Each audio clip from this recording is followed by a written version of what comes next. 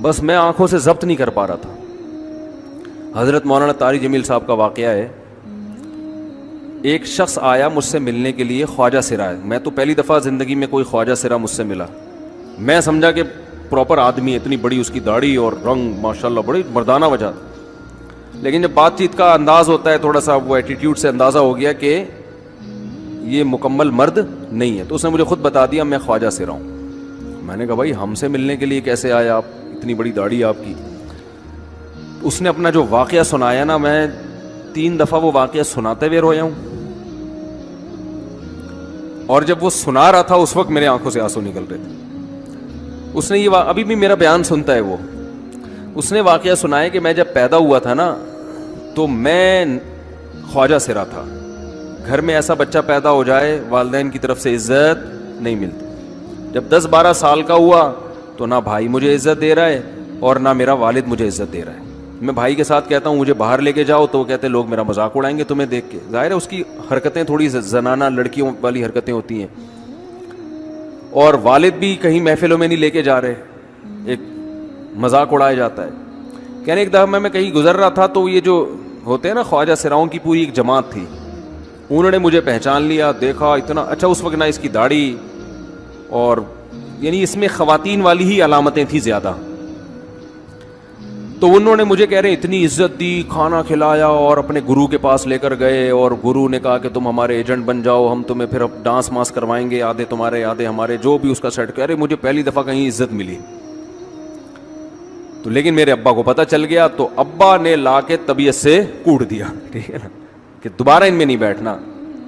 ٹھیک ہے ہم نے توبہ کر لی, بھائی یہ برے لوگ ہیں, ڈانس ماس اچھی چیز نہیں ہے, ٹھیک ہے. تو اب کیا ہوا, کہتے ہیں کہ پھر جو ہے نا کچھ دنوں میں کہیں کسی سے جھگڑا میرا ہوا کسی بات پہ, تو اس نے انتقام لینے کے لیے شکایت لگا دی ابا کو کہ یہ دوبارہ ان کے پاس گیا. حالانکہ وہ جھوٹی شکایت تھی. اب ابا کو لگا کہ یہ صحیح کہہ رہا ہے جس نے شکایت لگائی ہے, کیونکہ شبہ تو تھا نا ابا کو دوبارہ جائے گا. ابا نے پھر مارا. تو کہہ رہے اب میں بول رہا ہوں کہ میں نے یہ کام نہیں کیا, میں نہیں جا رہا ان کے پاس, میں نہ ناچ گانا سیکھ رہا ہوں, کچھ بھی نہیں. لیکن ابا نے اس کی باتوں میں آ کے انکوائری نہیں کی ہوگی پوری, وہ سمجھے ہوں گے کہ بھئی ایسا ہی ہے. تو ابا نے پھر کٹائی لگائی. تو اس کے دل میں منفی جذبات پیدا ہو گئے اور یہ گھر سے بھاگ گیا کہ بھئی مجھے ویسے تو عزت نہ یہاں مل رہی ہے اور میں ذلت برداشت بھی کر رہا ہوں, تو بھی کہہ رہے میں وہاں چلا گیا. تو جب میں وہاں گیا ہوں نا خواجہ سراؤں کے ہاں, تو وہی گرو اور ڈانس, اور پھر اس نے مشہور کچھ ایکٹروں کے نام بتائے جن کے ساتھ ہم ڈانس کرتے تھے, اور پیسے آنا شروع ہو گئے, آدھے گرو کی جیب میں آدھے ہماری, اور ہٹو بچوں. لیکن ظاہر ہے یہ کوئی عزت دار راستہ تو نہیں ہے نا. کہہ رہے ہیں کہیں سے تبلیغی جماعت میں حضرت مولانا طاری جمیل صاحب آ گئے. انہوں نے اجازت مانگی, ہمارے گرو کو پیغام بھیجا بھائی مجھے ایک دفعہ یہاں آ کے دعوت دینے دو. اس نے اجازت دے دی, آ جاؤ بھائی. بیان کیا, ان کو سمجھایا بھائی یہ زندگی نہیں ہے, اللہ کی سیروزے کے لیے بہرحال ترغیب دی. کہہ رہے ہیں میں تیار ہو گیا, باقی لوگ تیار نہیں ہوئے, میں تیار ہو گیا. کہہ رہے میں نے گرو سے اجازت لی, اس نے کہا جاؤ لگا لو سیروزہ. تو کہتا ہے کہ جب میں حضرت کے گھر پہ گیا ہوں نا تو حضرت پہلے سے دروازہ کھول کے ایسے انہوں نے دونوں بازو پھیلائے ہوئے تھے استقبال کے لیے, پہلے سے کھڑے ہوئے تھے علماء کے ساتھ. کہتے اتنے مشہور آدمی, اتنی بڑی سیلیبریٹی, اور اتنے بڑے بڑے علماء, ان کی پگڑیاں, ان کے اتنا خوبصورت لباس, جو خود عزت دار لوگ ہیں. کہہ رہے ایسے جو ہے نا میرے استقبال کے لیے دونوں بازو پھیلا کر کھڑے ہوئے, اور ایسے مجھے بیٹا بنا کے نا اپنے سینے سے لگایا کہ تو میرا بیٹا ہے. کہہ رہے خدا کی قسم مجھے زندگی میں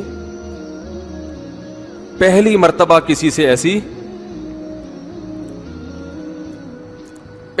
ایسی عزت ملی مجھے کسی سے, اور اس عزت دینے میں مولانا کا کوئی مفاد,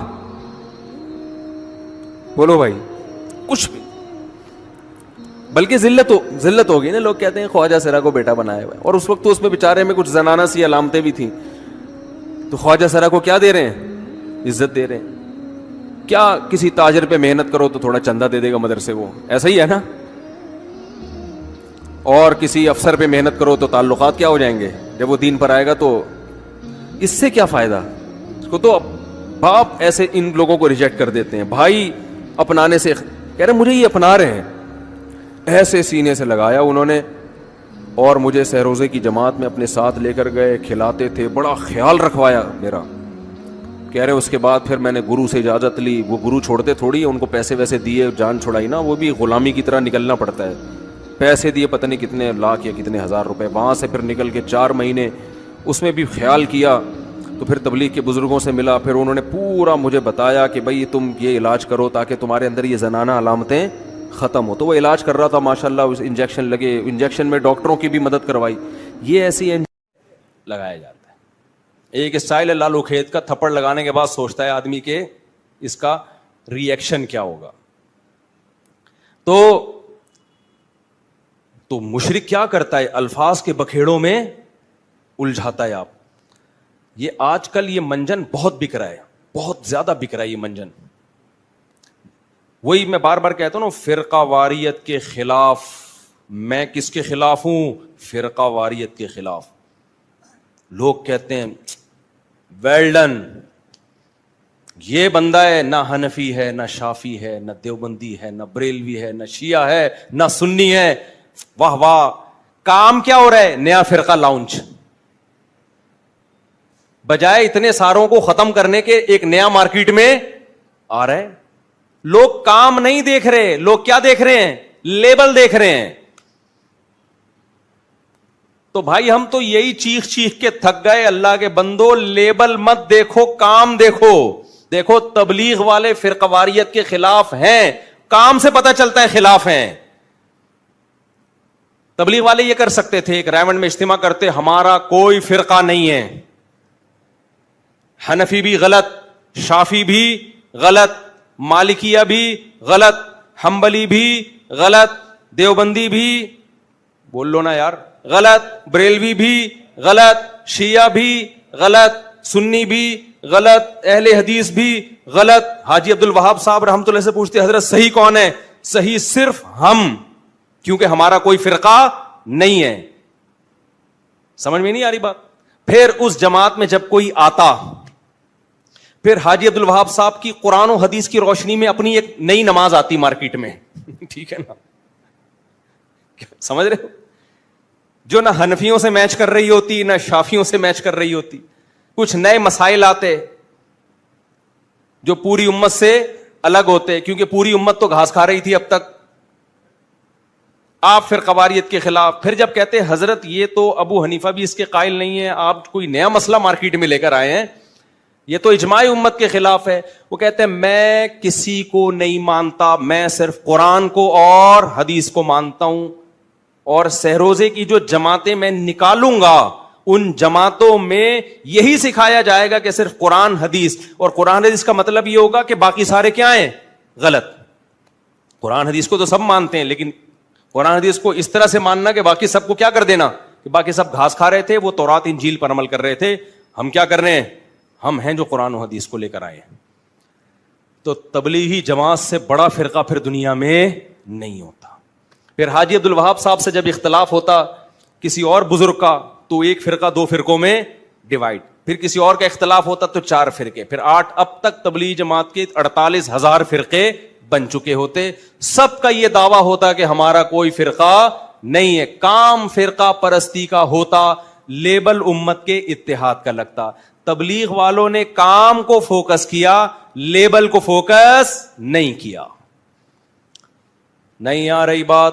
اب میں بتاتا ہوں تبلیغ والوں نے کیسے فرقہ واریت ختم کی ہے. تبلیغ والوں نے سب سے پہلے توحید کا نعرہ لیا. یہ توحید, اتنے لبرل نہیں بن گئے کہ مشرک کو بھی جگہ دے دی انہوں نے. سب سے پہلے لا الہ الا اللہ, آسان زبان میں اس کا کہ بھئی اللہ سے ہونے کا یقین, غیر اللہ سے نہ ہونے کا یقین. یا ہونے کا مطلب اسباب سے ہٹ کے اگر کوئی کچھ کر سکتا ہے تو صرف کون کر سکتا ہے؟ یہ مطلب نہیں کہ پولیس بھی کچھ نہیں کر سکتی, ڈاکٹر بھی کچھ نہیں کر سکتا. تبلیغ والے بھی ڈاکٹروں کے پاس جاتے ہیں, ٹیکے ویکے لگواتے ہیں, وہ گولیاں بھی کھاتے ہیں. اسباب سے ہٹ کے صرف کون کرے گا؟ اللہ. اور اللہ کے احکام کو صرف نبی کے طریقوں میں پورا کرنا کیا ہے؟ کامیابی. اس میں نبی کے آخری نبی ہونے کا بھی اقرار ہو گیا کہ نہیں ہو گیا؟ کیا خیال ہے بھائی؟ تو اسلام کی بنیاد ہے. اس بنیاد پہ کمپرومائز نہیں ہو سکتا. پھر انہوں نے 6 نمبر بیان کیے, جن 6 نمبروں میں کسی کو کوئی اختلاف نہیں ہے. ان 6 نمبروں میں ایک خوبصورت نمبر علماء کا اکرام, تاکہ لوگ علماء سے ہٹ کے کوئی نیا فرقہ نہ بنا لیں. تبلیغ میں علماء کا اکرام سکھایا جاتا ہے. کیا سکھایا جاتا ہے؟ علماء کا اکرام. اس لیے آپ تبلیغ میں جاؤ, کوئی ٹانگیں چوڑی کر کے نماز پڑھ رہا ہے, کوئی پتلی کر کے نماز پڑھ رہا ہے. عرب بھی ہیں اس میں, مصر کے لوگ بھی ہیں اس میں, افریقہ کے لوگ بھی ہیں اس میں, مراکش کے لوگ بھی ہیں, حالانکہ سب کی نمازیں تھوڑی تھوڑی ڈفرینٹ.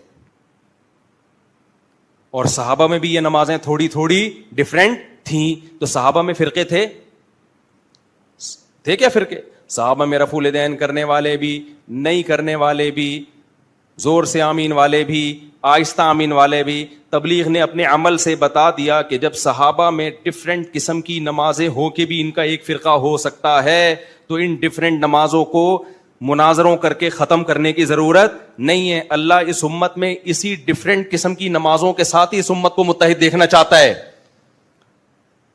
تو تبلیغ میں رفع الیدین والے بھی ملیں گے اور نہ کرنے والے بھی, زور سے والے بھی اور زور سے آمین والے بھی, آہستہ آمین والے بھی. انہوں نے کہا بھائی صحابہ کا یہ ہیڈک تھا ہی نہیں, جس کو جو حدیث پہنچی عمل کر لیا اس نے, جس کو جس عالم پر اعتماد ہوا اس کی رائے پر عمل کر لیا. پوری دنیا میں اس وقت مسلمانوں کا سب سے بڑا نیٹ ورک کون سا ہے؟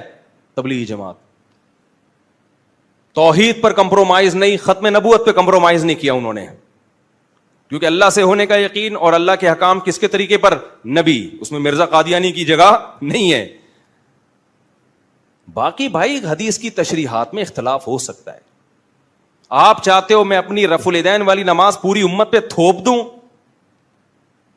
اس سے اختلاف ختم نہیں ہوگا, اس سے اختلاف بڑھے گا. امت کا آدھے سے زیادہ طبقہ ہمیشہ رفع الیدین کے بغیر نماز پڑھتا آیا ہے. اسی طرح آپ بغیر رفع الیدین والی نماز رفع الیدین والوں پر تھوپنے کی کوشش کرو, اس تھوپنے سے اختلاف ختم نہیں ہوگا, اس سے اختلاف بڑھے گا. کیونکہ بہرحال بہت سارے صحابہ رفع الیدین کے قائل بھی, بعض صحابہ رفع الیدین کے قائل بھی تھے, اور بخاری مسلم کی حدیث ہے. اختلاف اس میں کہ آخری دم تک کیا کہ نہیں کیا, تو اختلاف ختم نہیں ہو سکتا. تو اگر آپ ایک نماز بھی تھوپو گے دوسرے پر, تو اس سے لیبل اتحاد امت کا لگے گا. کام کیا ہوگا؟ اختلاف امت کا.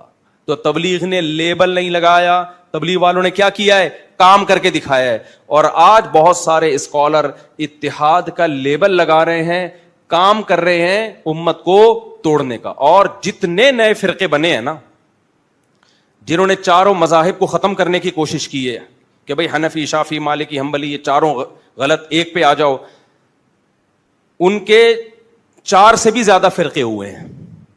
سمجھ رہے ہو؟ ان کے درجنوں فرقے ہوئے ہیں پھر, یعنی وہ جمع نہیں ہوئے. ہونا تو یہ چاہیے تھا چاروں کو ایک بنا دیا جاتا نا, یا 4 تک رہنے دیا جاتا. جب انہوں نے یہ کوشش کی کہ 4 کو ختم کر کے ایک پہ لائیں, تو کوشش کرنے والے خود درجنوں میں بٹ گئے.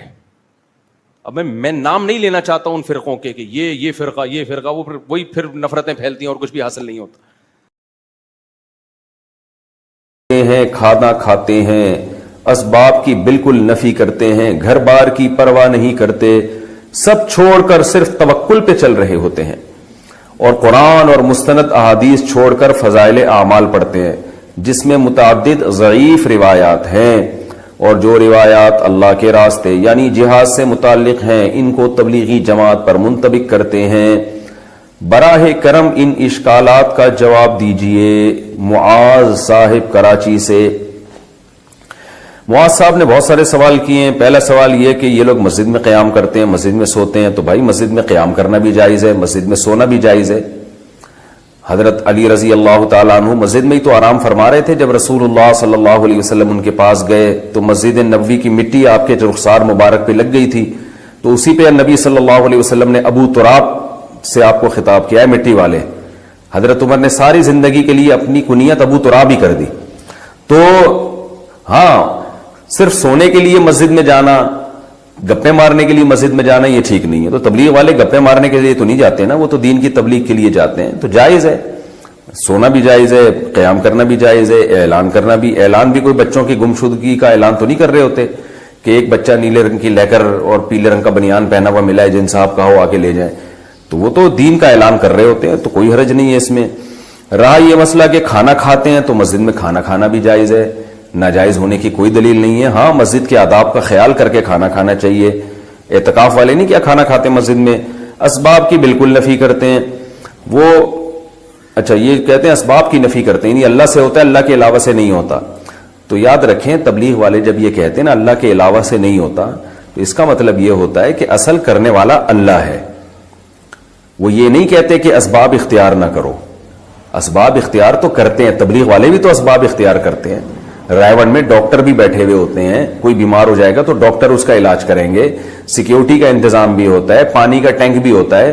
अगर वो असबाब की बिल्कुल नफी कर रहे होते तो वो कहते कि ना हमें पानी की जरूरत, ना वॉशरूम की जरूरत, बैतुल खला भी अल्लाह करा देगा और जनाब वुजू भी अल्लाह करा देगा, पानी की जरूरत नहीं है। और बाहर जो होटल बने होते हैं खाने के, उनको भी उड़ा देते कि चलो यहां से जाओ, ये सारे लोग अल्लाह से मांगेंगे, आसमान से दस्तरखान उतरेगा। तो हर चीज का एक मतलब होता है। तबलीग वाले जब ये कहते हैं कि अल्लाह से होता है, अल्लाह के अलावा से नहीं होता, इसका मतलब ये है कि अल्लाह के अलावा से जो होता हुआ नजर आ रहा है, इसमें भी करने वाली जात अल्लाह की है। तो इसलिए असल नजर अल्लाह पे रखो, असबाब इख्तियार करो, मगर दिल में यकीदा रखो कि इन असबाब में जान अल्लाह डालेगा। अल्लाह नहीं चाहेगा तो पूरी दुनिया के भी असबाब इख्तियार कर लें, कुछ नहीं होगा। तो ये असल कॉन्सेप्ट है तबलीग जमात वालों का, और ये बिल्कुल शरीयत के ऐन तकाजों के मुताबिक है। हाँ, कोई आमी आदमी जिसको इल्म ना हो, वो असबाब की बिल्कुल या नफी कर दे और वो कहे कि दुकान चलानी नहीं है, बस अल्लाह रिज़्क देगा, तो फिर तबलीग के अकाबिर उससे बरी व जिम्मा है। वो उसका अपना मसला होगा, अपना जाती वो होगा। वो तबलीग वाले जो उलमा हैं वो ऐसी बातें नहीं करते, या उनका ये कॉन्सेप्ट नहीं है। तो असबाब से होने का मतलब क्या है कि यानी असबाब से ना होने का मतलब यही है कि जैसे वो एक मिसाल भी देते हैं ना कि आग का काम है जलाना, लेकिन इब्राहिम अलैहिस्सलाम को आग में डाला गया तो आग ने नहीं जलाया। इससे पता चलता है जलाता असल तो अल्लाह है। अब इससे तबलीग वाले कभी ये तरगीब नहीं देते कि आप भी आगों में छलांग लगाया करो, या चूल्हा घर में जल रहा हो तो चाय का बर्तन रखने के बजाय दूध और पत्ती खा के खुद उस चूल्हे पे बैठ जाया करो तो अल्लाह अपनी मर्जी से तुम्हें बचा लेगा। तो कभी भी नहीं ऐसा कहते, कहते भाई आग से दूर भागो। तो इसको समझना चाहिए कि वो क्या, वो जहन बनाते हैं कि अल्लाह पे एतमाद करो, अल्लाह पे तवक्कुल करो, असबाब इख्तियार करो, मगर नजर किस पे रखो, अल्लाह पे। ये मकसद होता है उसका। और ये जो आपने बात की है कि जी वो ये कहते हैं घर की बार की परवाह नहीं करते, ये भी गलत है। कहते हैं सब छोड़कर सिर्फ तवक्कुल पे चल रहे होते हैं। कुछ लोग ऐसा करते हैं, बिल्कुल करते हैं, मैंने भी देखा है। बीवी बच्चों की तरबियत की भी फिक्र नहीं होती, उनके बिजनेस की भी, कारोबार की भी, खिलाने की भी फिक्र नहीं होती। चिल्ले के लिए निकल गए, 4 महीने के लिए निकल गए, पीछे बीवी बच्चे धक्के खाते फिर रहे हैं, खाने को नहीं है। यकीनन कुछ लोग ऐसा करते हैं, मगर ये कुछ लोग तबलीग के अकाबिर की इजाजत से नहीं कर रहे होते। मेरा खुद तजर्बा है, कराची इज्तिमा में एक शख्स आया, यूनिवर्सिटी में पढ़ रहा था, बुजुर्गों के पास गया कि मैं वक्त लगाना चाहता हूं, 4 महीने के लिए जाना चाहता हूं। मैं खुद इसका गवाह हूं। उनको मशवरा दिया तबलीग के अकाबिर ने कि पहले आप अपनी तालीम या इम्तिहान मुकम्मल कर लें, क्योंकि ये आपका वरना अधूरा रह जाएगा। इसे जैसे ही कंप्लीट करें फिर आप 4 महीने के लिए निकल जाएं। बाज़ दफा तो रायवंड से वापस किया जाता है। फिर ये भी पूछा जाता है कि वो अगर बताए ना कि मेरे घर में कोई खाने का जरिया नहीं है, आमदन का जरिया नहीं, बस मैं अल्लाह तवक्कुल निकल रहा हूं, तबलीगी अकाबिर कभी भी उसको नहीं जाने देते। तो अगर कोई जा रहा है तो वो खुद से कर रहा है ये काम, आप इसको तबलीग के खाते में नहीं डाल सकते। अच्छा भाई, और ये जो कह रहे हैं कि कुरान और मुस्तनद अहादीस को छोड़कर फजाइल अमाल पढ़ते हैं जिसमें मुताबिद ज़ईफ रिवायात हैं, ये बात भी गलत है। फजाइल अमाल में ज्यादातर अहादीस सही हैं, ज़ईफ हदीसें कम हैं। और जो ज़ईफ हदीसें हैं भी तो वो मसाइल के बारे में नहीं है, वो फजाइल के बारे में है। बहुत बड़े बड़े उलमा मुहद्दिसीन गुजरे हैं जिनका ये कॉन्सेप्ट था कि एक अमल की फजीलत अगर सही हदीस से साबित हो तो उसकी फजीलत को 4 चांद लगाने के लिए ज़ईफ हदीस पेश की जा सकती है। ये तो बहुत ज्यादा है। तभी हदीस की किताबों में सही हदीस के साथ ज़ईफ हदीसें भी भरी हुई हैं। तो वजह उसकी यही है कि भाई उससे कोई शरई मसला साबित नहीं हो रहा। फजाइल अमल मसाइल की किताब तो है नहीं। तो ये उनका कॉन्सेप्ट था कि भाई एक चीज, जैसे नमाज की फजीलत पर सही हदीसें बहुत हैं, वो सही हदीसें भी फजाइल अमाल में होंगी, कुछ ज़ईफ हदीसें भी होंगी, लेकिन वो ज़ईफ हदीसें उसी सही हदीस की तायीद कर रही होती हैं। तो इसलिए ये एक نعرہ پوری دنیا میں خام خام میں پھیلا دیا گیا ہے کہ فضائل اعمال میں من گھڑت قصے ہیں، فضائل اعمال میں ضعیف روایتیں ہیں. ایسا نہیں ہے. ضعیف روایتیں بھی ہیں لیکن بہت ساری صحیح روایتیں بھی ہیں، اور ان سے جو مضمون ثابت ہو رہا ہے وہ شریعت کے مطابق ہے. ہاں کچھ جگہیں ایسی ہیں جہاں مسائل ہیں اور اس میں ضعیف حدیث ہے، تو وہ غلط بات ہے. وہ پھر آپ علماء سے پوچھیں گے تو علماء آپ کو بتا دیں گے. تو ایسے تو دنیا میں کوئی بھی کتاب ایسی نہیں ہے جو نقص سے پاک ہو. صرف اللہ کی کتاب قرآن ہے جس میں کوئی عیب نہیں ہے، وہ ہر قسم کے نقص سے پاک ہے. باقی تو دنیا میں ہر کتاب میں کچھ نہ کچھ سقم پایا جاتا ہے. کوئی بھی کتاب لیں گے کچھ نہ کچھ سقم ہوگا اس کے اندر. تو اس لیے اس کو بیان کرنے میں کوئی حرج نہیں ہے. اب تک تبلیغ جماعت فضائل اعمال ہی پہ چل رہی ہے، تو ہم نے نہیں دیکھا تبلیغ والوں کے عقیدے خراب ہوئے ہوں. بلکہ تبلیغ والے جتنے توحید پرست ہوتے ہیں اتنے تو ہمیں دوسروں میں توحید نظر نہیں آتی. کبھی نہ قبروں پہ جاتے ہوئے دیکھیں گے آپ، نہ کبھی کسی قبر سے مانگتے ہوئے دیکھیں گے. اللہ پہ اعتماد اور توکل کرتے ہیں. تو یہ تو سارا فضائل اعمال کا نتیجہ ہے. ایک اور اعتراض فضائل اعمال پہ یہ کیا جاتا ہے کہ اس میں من گھڑت قصے ہیں. یہ بات بھی غلط ہے. من گھڑت کی ڈیفینیشن کیا ہے؟ من گھڑت کا مطلب یہ ہے کہ شیخ الحدیث مولانا زکریا رحمۃ اللہ علیہ اپنی طرف سے کوئی قصہ سنا دیں جو انہوں نے نہ خود اپنی آنکھوں سے دیکھا ہو اور نہ اس کی ان کے پاس کوئی سند ہو. اس کو من گھڑت کہتے ہیں. آپ نے کوئی قصہ سنایا، لوگ پوچھیں گے بھائی یہ قصہ من گھڑت ہے، آپ کہیں گے کیوں؟ وہ کہتے ہیں آپ نے دیکھا اپنی آنکھوں سے؟ آپ کہیں نہیں نہ میں نے تو دیکھا بھی نہیں. پھر کسی مستند آدمی سے سنا؟ نہیں جی. پھر ہم کہہ سکتے ہیں بھائی یہ من گھڑت ہے. لیکن آپ نے ایک واقعہ سنایا، اگلا کہہ رہا ہے من گھڑت ہے، آپ دلیل دے رہے ہو بھائی میں نے خود اپنی آنکھوں سے دیکھا ہے، تو اب من گھڑت کہاں سے ہو گیا؟ یا کسی قابل اعتماد آدمی کا حوالہ دیا کہ اس نے یہ واقعہ بیان کیا ہے، تو اب من گھڑت نہیں رہا. تو فضائل اعمال میں جتنے بھی کرامت کے واقعات ہیں، جتنے بھی اس طرح کے واقعات ہیں جو محیر العقول ہیں، وہ کرامت کے واقعات ہیں. تو فضائل اعمال میں نے جس کتاب سے لیا ہوتا ہے اس کتاب کا حوالہ دیا ہوتا ہے، اور وہ کتاب کے مصنف بڑے بڑے محدثین، بڑے بڑے مورخین ہیں. تو قابل اعتماد لوگوں کے حوالوں کے ساتھ وہ واقعات لکھے ہوئے ہیں، تو ان کو من گھڑت کس بیس پہ کہہ دیا آپ نے؟ تو اس لیے یہ الزام برائے الزام ہے، اس کی کوئی حقیقت نہیں ہے. ہاں یہ ضرور ہے کہ ویسے ہم چھوٹا منہ بڑی بات کرتے ہوئے کہ ہماری کیا حیثیت ہے، لیکن ہم میں کیا بعض بڑے علماء بھی ہم نے دیکھے ہیں وہ تبلیغ کے اکابر کو ایک مشورہ دیتے ہیں کہ بھئی اب چونکہ کام پوری دنیا میں بہت زیادہ پھیل گیا ہے، بہت زیادہ پھیل گیا ہے، تو بین الاقوامی سطح پہ کام ہو رہا ہے، تو ایسی کتاب آنی چاہیے جو بالکل بے غبار ہو، جس میں ساری حدیثیں صحیح ہوں. اس میں ضعیف، کیونکہ جیسے جیسے کام بڑھتا ہے نا اس کا معیار بھی اسی حساب سے بڑھانا پڑتا ہے آپ کو. تو اس لیے ہمارا ایک مشورہ ہے کہ ریاض الصالحین ہونی چاہیے، کیونکہ ریاض الصالحین میں A to Z ساری حدیثیں صحیح ہیں، الا یہ کہ ایک آدھ روایت پر اس کے کلام کیا گیا ہے، لیکن وہ بھی کوئی یقینی طور پہ کلام نہیں ہے. تو اس لیے ریاض الصالحین جیسے کہ عربوں میں جماعت میں جو عرب لوگ نکلتے ہیں ان کے لیے ریاض الصالحین ہے. تو ریاض الصالحین ہوگی تو وہ اس سے کام زیادہ بڑھے گا. یہ ایک مشورہ ہم بھی دیتے ہیں، لیکن ہماری کوئی ایسی اوقات نہیں، ہمیں تو یہ مشورہ دیتے ہوئے بھی شرم آتی ہے. لیکن بعض بڑے علماء بھی یہ کہتے ہیں. مولانا ابو الحسن علی ندوی رحمہ اللہ تعالی نے تبلیغ جماعت میں ریاض الصالحین شروع کروائی تھی عربوں میں، تبھی عربوں میں کام اتنا پھیلا ہے. تو اگر یہاں بھی ریاض الصالحین شروع ہو جائے تو یہ زیادہ اچھا ہوگا. رہا یہ مسئلہ کہ جہاد والی روایتوں کو تبلیغ والے تبلیغ پہ فٹ کرتے ہیں، تو دیکھیں جہاد والی روایتوں کو جو تبلیغ والے تبلیغ پہ فٹ کرتے ہیں، تو اس طور پر اگر کوئی جہاد کی روایتوں کو فٹ کرے کہ جہاد کا جو 100% ثواب ہے وہ پورا تبلیغ میں نکلے گا، پھر تو یہ بات غلط ہے. لیکن اگر کوئی اس طور پر منطبق کرتا ہے کہ جہاد میں، اور حضرت مولانا طارق جمیل صاحب ہم ان کی خاک کے برابر بھی نہیں ہیں.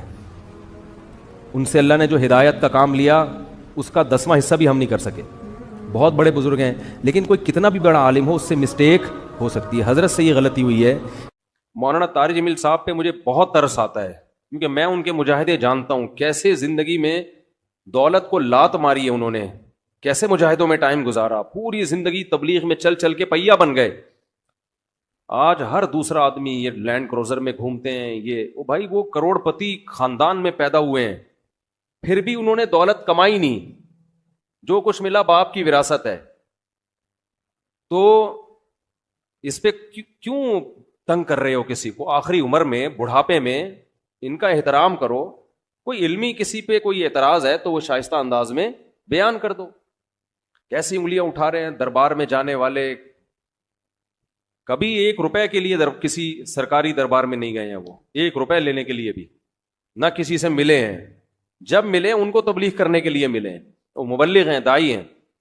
اور یہ جتنے لوگ اعتراض کر رہے ہوتے ہیں نا، خود ان کا ذرا سا بھی کام ہونا تو پھر دیکھو یہ کیسے درباری بنتے ہیں. یہ تو جس کو باپ سے دولت ملی ہے اس کو بھی چین سے نہیں جینے دیتے. باقی کوئی اعتراض ہے کرو. ہاں کچھ یہ ضرور ہے کہ ایسے مشہور لوگوں کو بعض دفعہ کچھ دائیں بائیں لوگ کیش کرا رہے ہوتے ہیں. دائیں بائیں کچھ لوگ ایسے ہوتے ہیں جو ان کے نام کو استعمال کر رہے ہوتے ہیں.